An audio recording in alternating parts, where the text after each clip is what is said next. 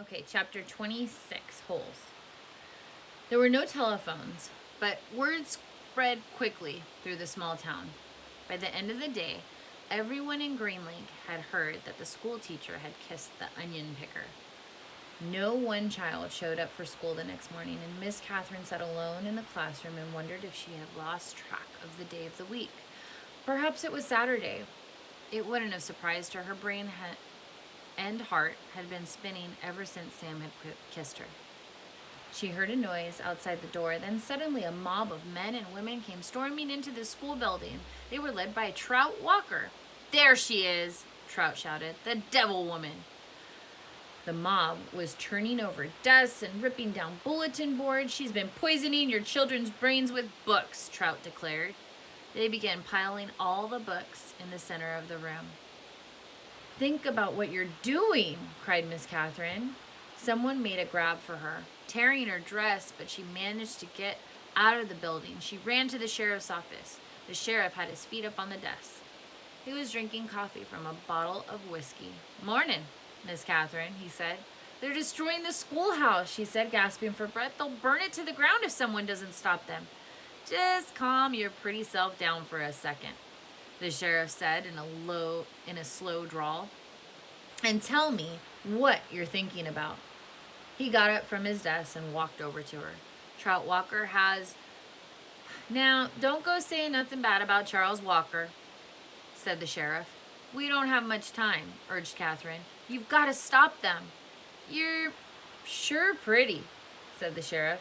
Miss Catherine stared at him in horror. "Kiss me," said the sheriff. She slapped him across the face. He laughed. "You kissed the onion picker. Why won't you kiss me?" She tried to slap him again, but he caught her by the hand. She tried to wriggle free. "You're drunk," she yelled. "I always get drunk before a hanging." "A hanging? Who?"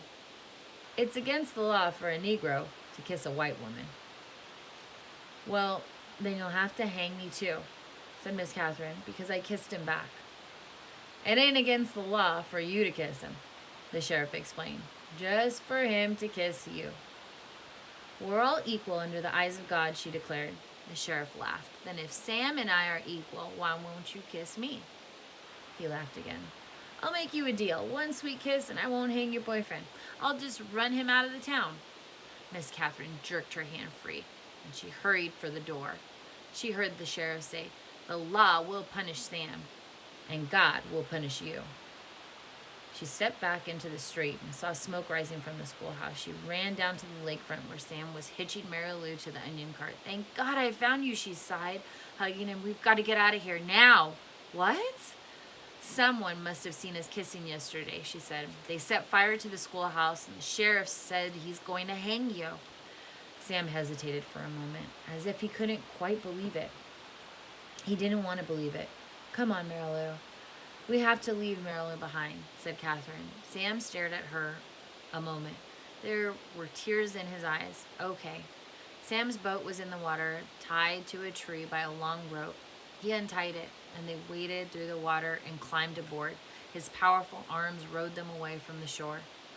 But his powerful arms were no match for Trout Walker's motorized boat.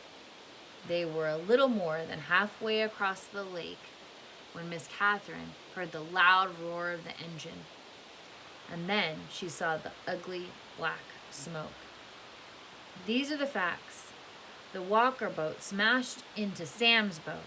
Sam was shot and killed in the water. Catherine Barlow was rescued against her wishes. When they returned to the shore, she saw Mary Lou's body lying on the ground. The donkey had been shot in the head.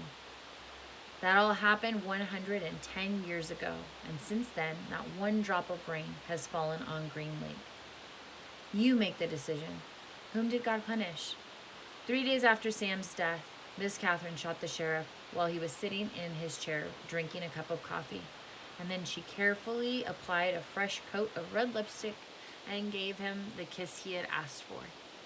For the next 20 years, Kissin' Kate Barlow was one of the most feared outlaws in all the West.